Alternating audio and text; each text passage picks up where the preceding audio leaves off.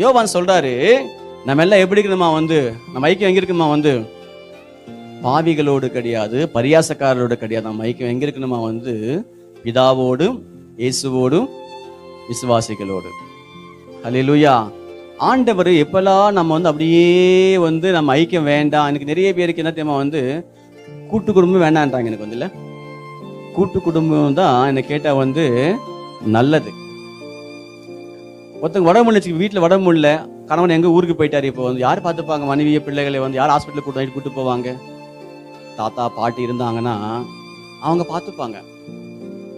இன்னைக்கு சில நேரங்கள் நமக்கு கஷ்டமா தான் இருக்கும் அது ஆனாலும் அதுதான் நம்ம வாழ்க்கைக்கு பாதுகாப்பு. அதுதான் நம்ம வாழ்க்கைக்கு. இன்னைக்கு நிறைய பிள்ளைகள் பாருங்க, தாத்தா பாட்டில வாயில வராது.